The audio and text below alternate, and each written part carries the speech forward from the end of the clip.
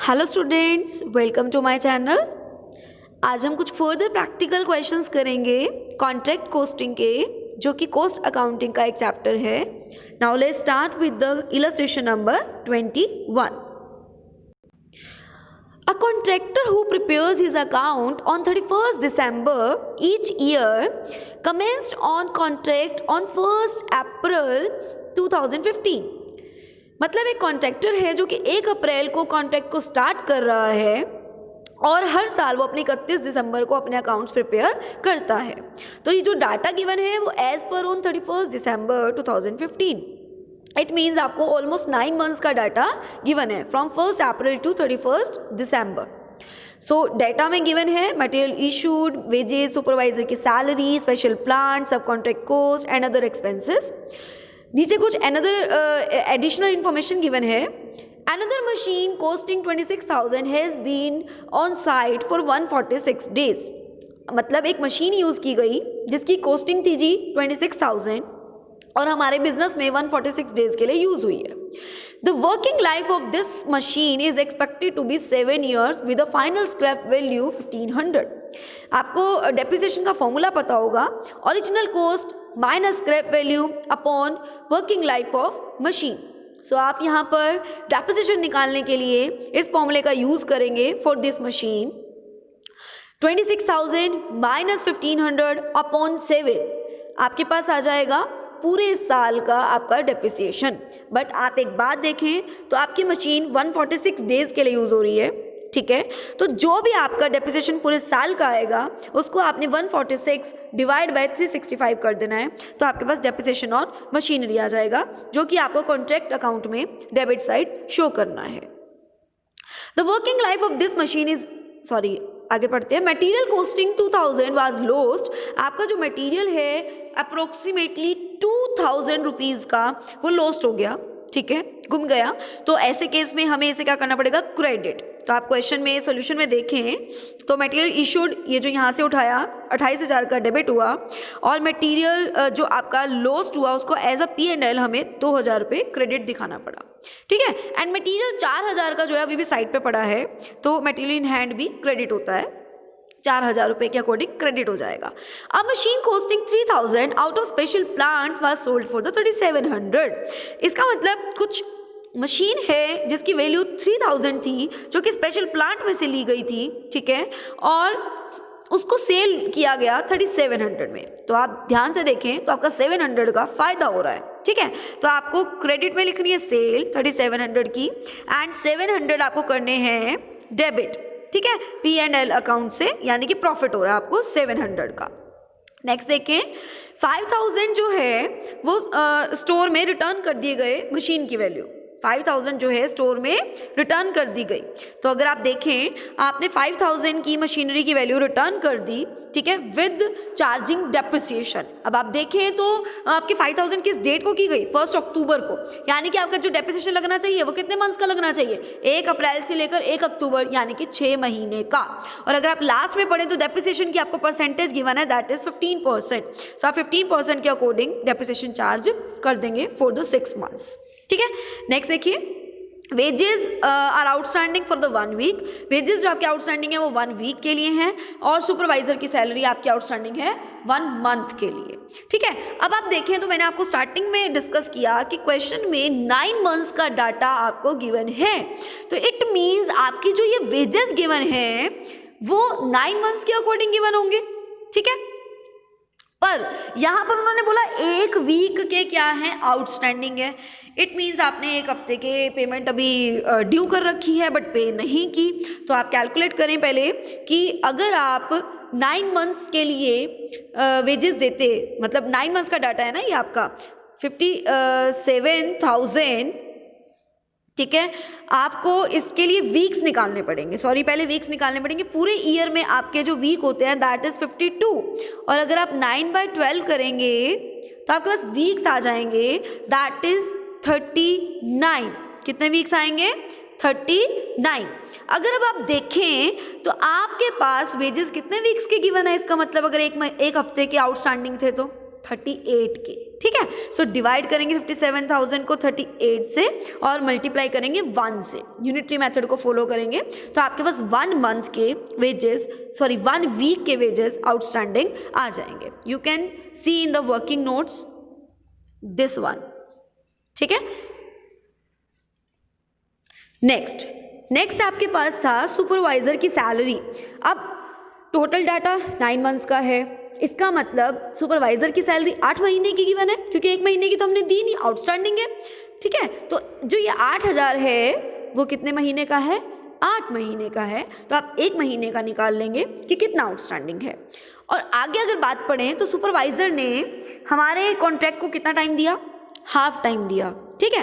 तो अगर हम टोटल देखें तो हमने 8,000 रुपये पूरे 9 महीने की सैलरी है। अगर उसने हाफ टाइम हमें डोनेट किया तो हम भी हाफ सैलरी देंगे, ठीक है। तो 8,000 के अकॉर्डिंग 4,000 और जो आप 1 मंथ के अकॉर्डिंग 1,000 निकलेगा उसका 500 आउटस्टैंडिंग कर देंगे। आई hope is it clear. Now next देखते हैं। आपके पास गिवन है कि कैश रिसीव जो हुआ वो 96,000 का हुआ, जो कि वर्क सर्टिफाइड का 80% है। सो आप 100/80 करके आप अपना टोटल वर्क सर्टिफाइड आप फाइंड आउट कर लेंगे, ठीक है। कॉन्ट्रैक्ट का टोटल प्राइस कितना है जी? 2,40,000 है। और अगर अब आप बात पढ़ें 31 दिसंबर 2015 को बोला गया कि 2/3 ऑफ द कॉन्ट्रैक्ट जो है कंप्लीट हो चुका है। एडमिनिस्ट्रेटिव चार्जेस क्या बोले इन्होंने कि 20% ऑन वर्क कॉस्ट चार्ज करने हैं और डेप्रिसिएशन 15% चार्ज करना है। अभी हम देखें तो ये सब कुछ हम डेबिट कर चुके हैं, जो डेबिट होना है, मटेरियल इशूड, वेजेस, सुपरवाइजर, ठीक है, special plant, subcontract cost और अदर एक्सपेंसेस, ये सब क्या हो जाएंगे? आपके डेबिट हो जाएंगे। स्टार्टिंग में मैंने बताया था डेप्रिसिएशन कैसे निकलेगा, वो आपका यहाँ पे डेबिट हो जाएगा। P&L हम बता चुके हैं कि 700 हमारा फायदा हुआ है, ठीक है। रिटर्न टू स्टोर भी हम बता चुके हैं, मशीनरी जितनी सेल हुई थी ये भी बता चुके हैं, हैंड में कैसे आई वो भी बता चुके हैं, ठीक है। और P&L में मतलब लॉस्ट जो हो गया था हमारा मटेरियल वो भी हम यहाँ पे लिख चुके हैं। अब नॉर्मल देखें तो हमारा प्लान टोटल था 20,000 का, ठीक है, जिसमें से 3,000 का तो सेल हो गया, ठीक है, और 5,000 का जो है वो रिटर्न हो गया, ठीक है, मशीनरी जो है रिटर्न हो गई। अब आप ओवरऑल देखें तो आपके पास प्लांट कितने का बचा? 12,000 का बचा, और ये आपका पूरा 9 मंथ्स यूज़ हुआ होगा, इसीलिए हम जो है 9 मंथ्स का डेप्रिसिएशन लगाएंगे। नाउ बैलेंस करके आपके पास क्या आ जाएगा? वर्क कॉस्ट आ जाएगी, ठीक है। वर्क कॉस्ट क्यों निकालनी पड़ी? क्योंकि इन्होंने बोला एडमिनिस्ट्रेटिव चार्जेस जो हैं वर्क कॉस्ट का 20% चार्ज होंगे। सो हमें वर्क कॉस्ट निकाल के उसे ब्रोट डाउन करना पड़ेगा और उस पर 20% जो है एडमिनिस्ट्रेटिव चार्ज होंगे। वर्क सर्टिफाइड हमने निकालने का तरीका आपको बताया, कैश रिसीव्ड इंटू 100/80%, ठीक है। सो अब आपके पास वर्क सर्टिफाइड तो आ गए, अब आपको अगेन नोट सर्टिफाइड नहीं पता। और मैं लास्ट वीडियो में 2 क्वेश्चन ऐसे कराए थे जिसमें नोट सर्टिफाइड पता नहीं होता और हम कैसे निकालते हैं। सो अब हम इस क्वेश्चन में भी देख लेते हैं। हम सबसे पहले क्या देखेंगे कि हमारा 2/3 वर्क जो है कंप्लीट हो गया, ऐसा उसने बोला था, 2/3 वर्क कंप्लीट हो गया। इसका मतलब ये जो टोटल खर्चा है, एक तो वर्क कॉस्ट का 1 लाख और एक एडमिनिस्ट्रेटिव भी अगर हम ऐड कर लें तो हमारे पास टोटल खर्चा बना 1,20,000, ठीक है। वर्किंग नोट की तरफ चलते हैं। आपके पास 1,20,000 अगर अब हम बताऊं तो 2/3 है, 2/3 काम का 2/3 टोटल का 2/3 है, ठीक है। तो अगर अब आप टोटल निकालना चाहें, फुल कॉन्ट्रैक्ट की कॉस्ट निकालना चाहें तो 3/2 करके निकाल सकते हैं। ये एक एस्टिमेटेड लिया जा रहा है ताकि आप एक अनसर्टिफाइड निकाल सकें। 3/2 करके निकाल सकते हैं, ठीक है। अब आपके पास टोटल कितना आ गया जी? 1,80,000। और अगर आप सुपरवाइजर के अकॉर्डिंग वर्क सर्टिफाइड देखें तो वो ऑलमोस्ट हाफ है, ठीक है। तो अब आप इसका भी हाफ निकाल लेंगे, ठीक है। और आपके पास जो वर्क सर्टिफाइड है वो कितना है जी? 1,20,000। उसमें से हाफ आपका ये 90,000 लेस हो जाएगा, तो जो रिमेनिंग बचेगा वो आपके पास क्या होगा? नोट सर्टिफाइड, ठीक है। I hope is it clear. So अब आप क्या करेंगे? बैलेंस जो आएगा वो आपके पास नोशनल प्रॉफिट आएगा। क्या आएगा जी? Balance, notional profit. देन आप अपनी कंडीशन चेक करेंगे। मैंने लास्ट वीडियोस में समझाया था कंडीशन कैसे चेक करते हैं कि आपका जो सर्टिफाइड है वो टोटल कॉन्ट्रैक्ट का कितने % है या कितना उसकी फ्रैक्शन आती है। अगर 1/4 से बिलो आती है तो nothing will be transfer to P&L account. Situations बताई थी आपको। 1/4 से अबव एंड 1/2 से कम होती है तो मैंने आपको बताया था कि 1/3 of the notional profit into cash received upon work certified will be transfer to the P&L account. ठीक है, अगर आपने वो मेरी वीडियो नहीं देखी प्लीज़ ये कैलकुलेशन पार्ट देख लीजिए, तभी आपको ये क्वेश्चन समझ में आएंगे। और मैंने उसमें एक सिचुएशन और बताई थी कि अगर आपका वर्क सर्टिफाइड जो है मोर देन 2/3 होता है, सॉरी मोर देन हाफ होता है, तो आप 2/3 of the notional profit into cash received upon work certified जो है P&L में ट्रांसफर करेंगे और रिमेनिंग जो अमाउंट ट्रांसफर होगा वो as a reserve work in progress में होगा। ठीक है, I hope is it clear now. Next 21st A आपके लिए होमवर्क है, you can take the screenshot.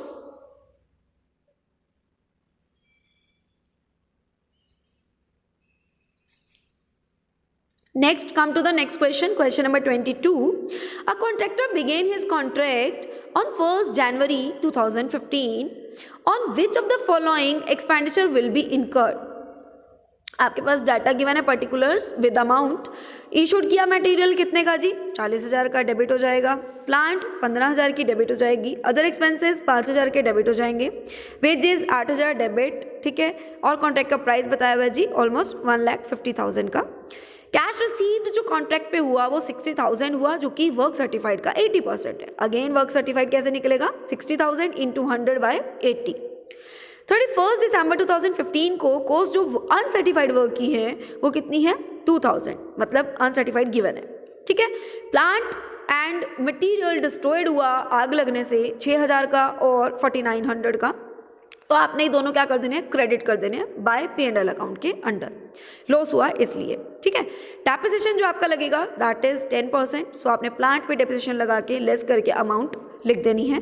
ठीक है, अब आपके पास सर्टिफाइड भी गिवन है, अनसर्टिफाइड भी गिवन है। सब कुछ करने के बाद आपके पास बैलेंस आ जाएगा, दैट इज नोशनल प्रॉफिट। ठीक है, अब आप नोशनल प्रॉफिट ब्रो डाउन करेंगे, अपना वही फंडा अगेन चेक करेंगे कि आपका वर्क सर्टिफाइड टोटल का कितना है, उसके अकॉर्डिंग आप अपना जो P&L में ट्रांसफ़र करना है आप कर देंगे। ठीक है, जो आपने P&L में अपना ट्रांसफ़र करना है वो कर देंगे। अब जो अमाउंट आपका ये नोशनल प्रॉफिट है, याद रखिएगा उसके ऊपर ना इन्होंने बोला 1/3 रिजर्व कंटिजेंसीज के लिए बनाना है। ठीक है, 1/3 जो प्रॉफिट रिसीव्ड है उसका रिजर्व मेंटेन करना है फॉर द कंटिजेंसी। तो अगेन वही रहेगा सब कुछ, आप P&L तक सारा कुछ सेम करेंगे। अब फर्दर आगे करेंगे क्या? इसी नोशनल प्रॉफिट का 1/3 of notional profit into cash received upon work certified किस में डाल देंगे जी? कंटिजेंसी रिजर्व में डाल देंगे। अब नोशनल प्रॉफिट में से P&L भी लेस होगा, कंटिजेंसी भी लेस होगा, जो बैलेंस बचेगा वो आपका वर्क इन प्रोग्रेस का बैलेंस होगा। बस इतना सा छोटा सा डिफरेंस था लास्ट में कंटिजेंसीज के लिए। I hope it is clear. Now question number 23, this is the homework for you, you can take the screenshot. इस पे भी लास्ट में कंटिजेंसीज के लिए रिजर्व मेंटेन हो रहा है, nothing else.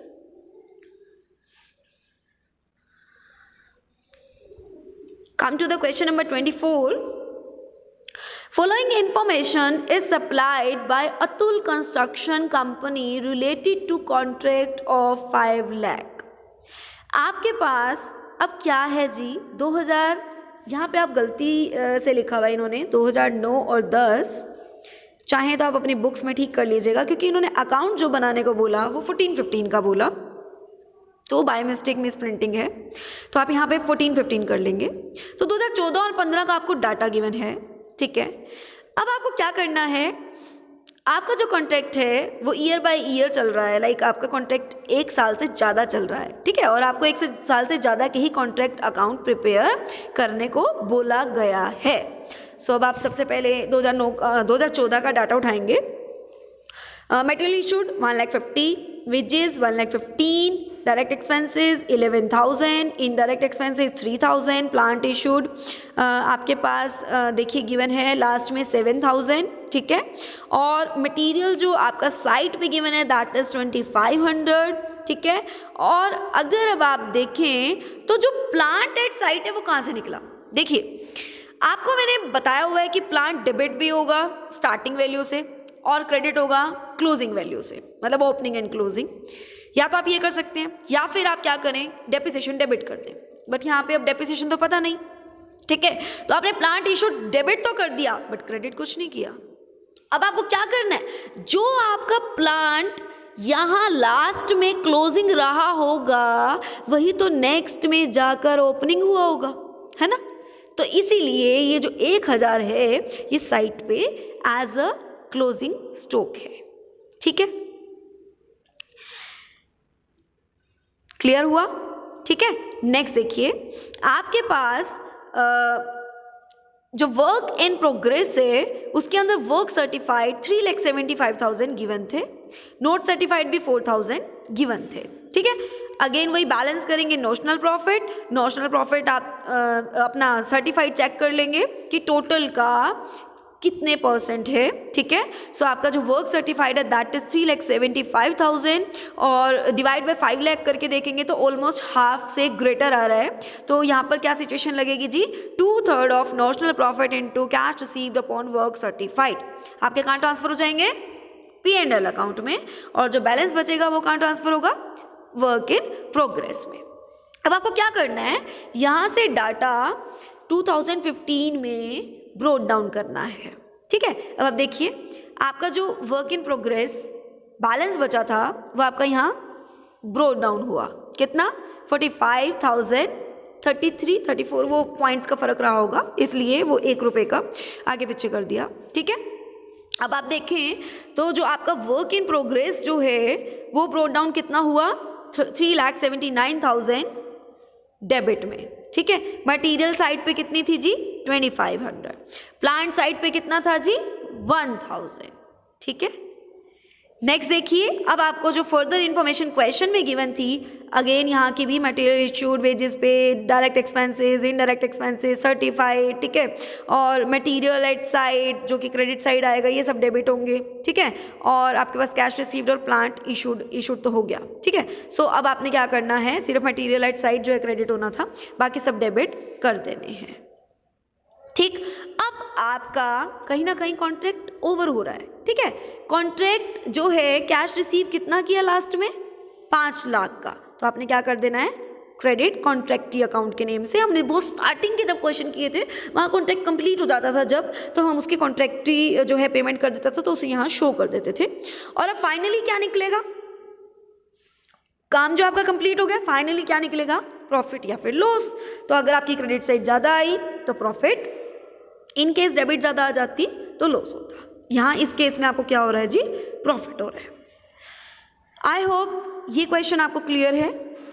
Next question number 25, this is the homework for you. इसमें भी आपने ईयर बाय ईयर अकाउंट्स बनाने हैं, ठीक है। सो स्क्रीनशॉट ले सकते हैं आप।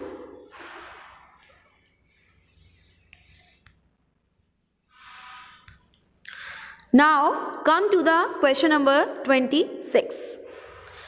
3 contracts which commenced on 1st January, 1st July and 1st October 2015 respectively were undertaken by contractor। Contractor ने 3 कॉन्ट्रैक्ट लिए होंगे, ठीक है, 1 जनवरी को, 1 जुलाई को और 1 अक्टूबर को, और उनके अकाउंट्स वो 31 दिसंबर 2015 को प्रिपेयर कर रहा है, ठीक है। तो ये जो दे रखा है ना, कॉन्ट्रैक्ट नंबर 101, 102, 103, एक ही कॉन्ट्रैक्टर के डिफरेंट कॉन्ट्रैक्ट्स हैं।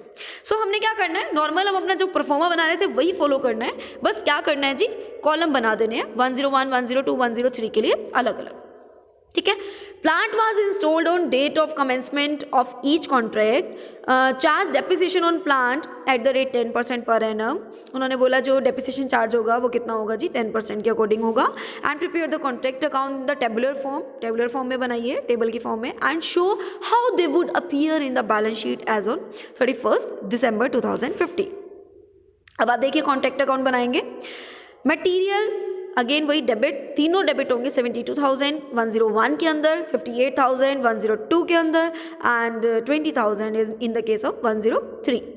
लेबर अगेन तीनों में जाएगी, जर्नल चार्जेस तीनों में जाएंगे। आपके पास नेक्स्ट दे रखा है plant installed, material in hand, wages outstanding, ठीक है। और अगर आप आगे देखें तो क्या क्या गिवन है, वर्क सर्टिफाइड, कैश रिसीव्ड और वर्क अनसर्टिफाइड। सो वेजेस आउटस्टैंडिंग आपको वेजेस के साथ ही वैसे डेबिट करने थे ऐड ऑन, नहीं तो आप अलग से भी कर सकते हैं जैसे कि इन्होंने किया हुआ है। ठीक है, इन्होंने इस बार क्या किया, प्लांट जो हम कहते हैं कि ओपनिंग बैलेंस और क्लोजिंग बैलेंस इन्होंने अलग अलग नहीं दिखाया, बस उसकी जगह क्या दिखाया, depreciation on the one side that is debit side. तो आप वैसे कर सकते हैं, मैं आपको फर्स्ट डे से फर्स्ट क्वेश्चन से कहती आ रही हूँ, आप ऐसा कर सकते हैं। ठीक है, सो आपने क्या कर देना है, डेबिट कर देना है।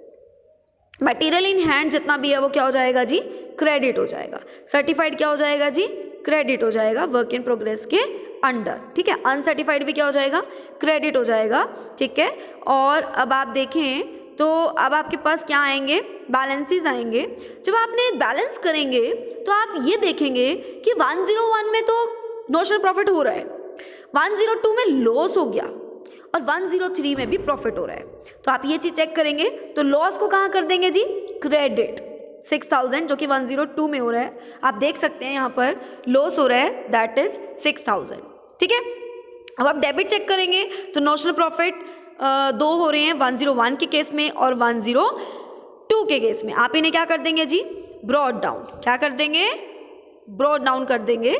ठीक है, अब आप अगेन सिचुएशंस चेक करेंगे, देखें वर्क सर्टिफाइड इज 2 लाख और total contract price is 4 lakh, तो दिस इज हाफ। ठीक है, हाफ और हाफ से ग्रेटर वाले केस में क्या होता है, 2/3 of the notional profit into cash received upon work certified transfer कर दिया जाता है P&L में और रिमेनिंग किस में रखा जाता है जी, वर्क इन प्रोग्रेस में। ठीक है, अब आप सेकंड केस तो लॉस का ही है, थर्ड केस में देखेंगे कि आपका जो कैश रिसीव्ड है वो कितना है, सॉरी वर्क सर्टिफाइड कितना है, दैट इज 36,000 और कॉन्ट्रैक्ट प्राइस है 3 लाख, तो 1/4 से भी बहुत कम है। तो इसका मतलब सारा कुछ किस में चला जाएगा, वर्क इन प्रोग्रेस में, कुछ भी P&L में नहीं जाएगा। ठीक है, नाउ आपका ये यहाँ तक आपका कॉन्ट्रैक्ट अकाउंट कंप्लीट है। उसके बाद आते हैं जी वर्क इन प्रोग्रेस अकाउंट में, कुछ कैलकुलेशंस करते हैं। तो आपके पास जो कॉन्ट्रैक्ट का जो वर्क सर्टिफाइड था और अनसर्टिफाइड था वो आपने यहाँ पे ब्रो डाउन कर लिया। ठीक है, और जो आपका जो कॉन्ट्रैक्ट का रिजर्व है वो आप देखें, थर्ड कॉन्ट्रैक्ट का कितना है जी, 800 जो वर्क इन प्रोग्रेस में गया, और जो फर्स्ट कॉन्ट्रैक्ट का है दैट इज 9000। अब आपके पास जो बैलेंस आ जाएगा वो बैलेंस कैरी डाउन हो जाएगा, नेक्स्ट टाइम वो क्या होगा, ब्रोड डाउन होगा।